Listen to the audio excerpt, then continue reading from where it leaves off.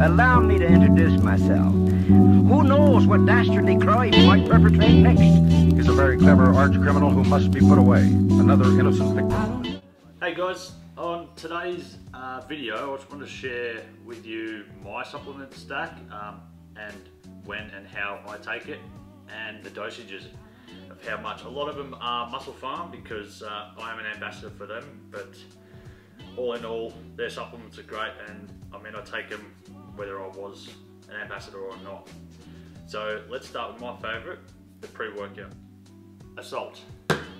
So one dose of this is well and truly enough for those beginners out there, but on your bigger muscle group days, definitely up it to 2. It's a lot safer than some of the other stimulants out there that are higher in caffeine.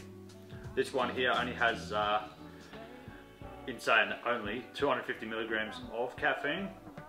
So in that itself is enough, but if you do feel like you're quickly adjusting to that amount, feel free to up it because it is a safer dosage and the flavors are pretty amazing. I used to take Assault actually when I first started, so when I was back when I was an apprentice. I think I was only 16 or 17, and it was blue raspberry that I was taking, and that was pretty amazing. Before I actually knew what pre-workout was for, I was just taking it to benefit myself at work. But yeah, I have this every day. There is a slight difference between coffee and caffeine, but we can touch on that in another video. So there's the first one, Musclepharm Assault pre-workout. Definitely go for about 40 to 30 minutes before a workout. I like to let it settle probably an hour after I eat as well, because you don't want to be taking it on a full stomach.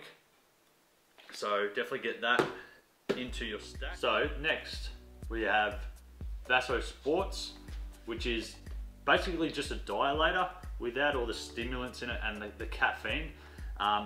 Its potent ingredient, I would say, with citrulline malate would just help with overall pump, vascularity, and get the circulation happening. So when you do work out, you still feel it, but you don't have that crash or the worry of stimulants. So if you are on a late routine, you can take this and it will be stimulant free and it'll keep you up all the worries about falling asleep.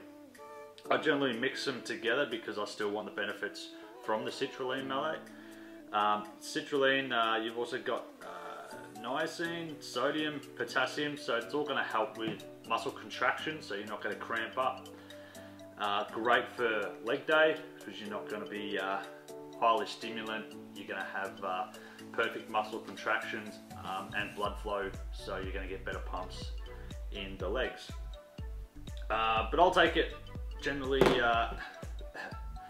as a flavoring as well, so when I have other supplements during the day, I can add this in even in the morning just to sort of kickstart me as well. As great before work.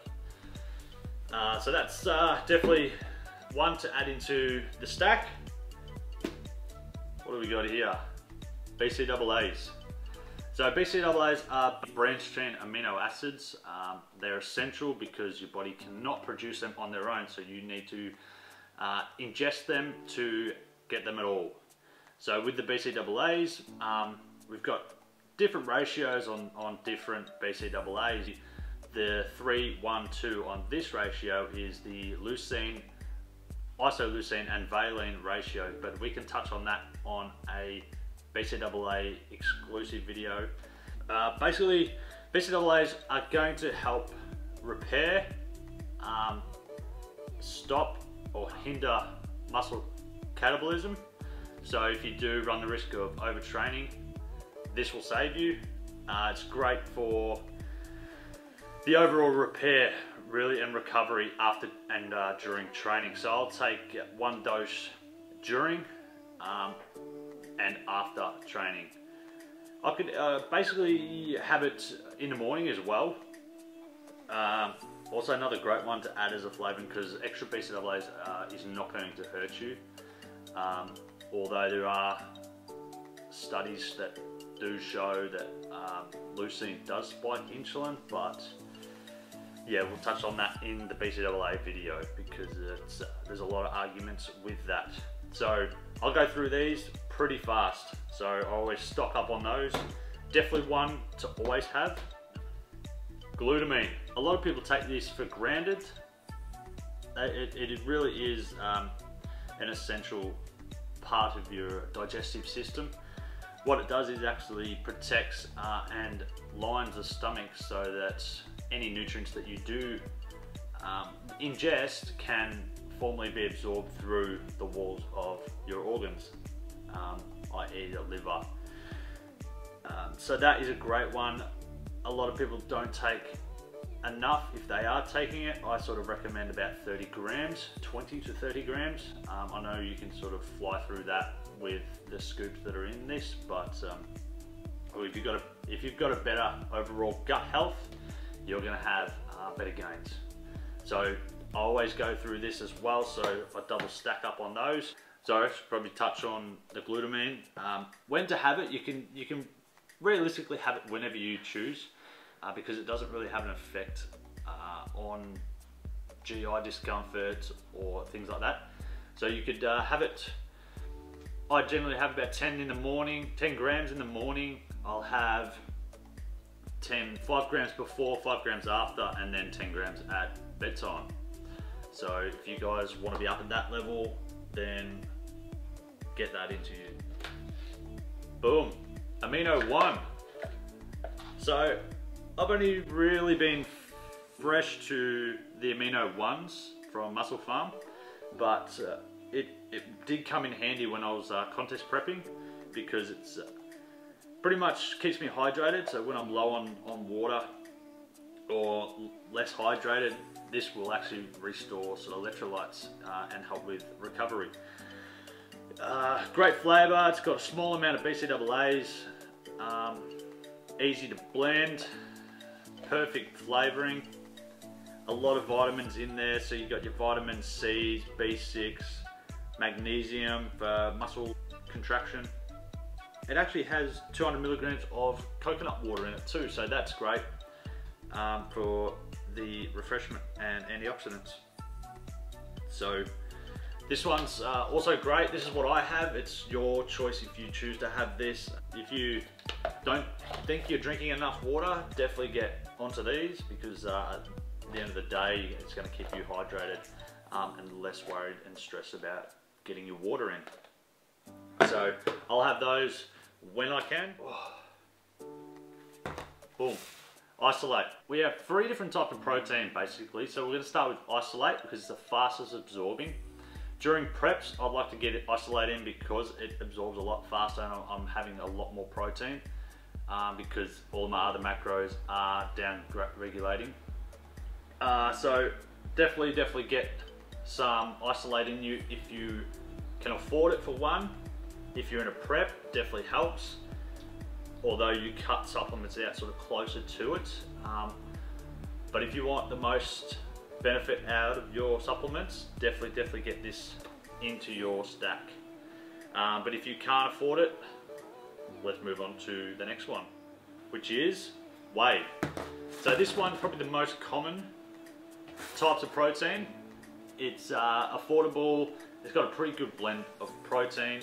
Digestive, they're coming out with lactose-free, gluten-free,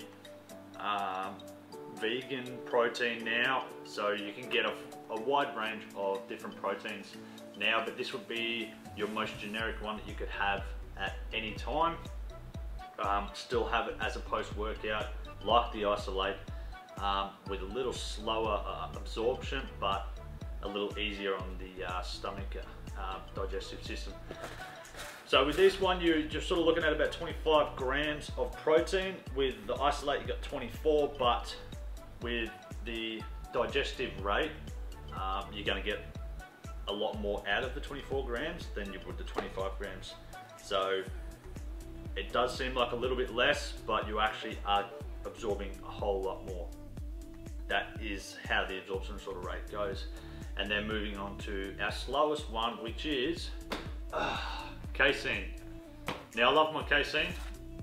I always have it before bed.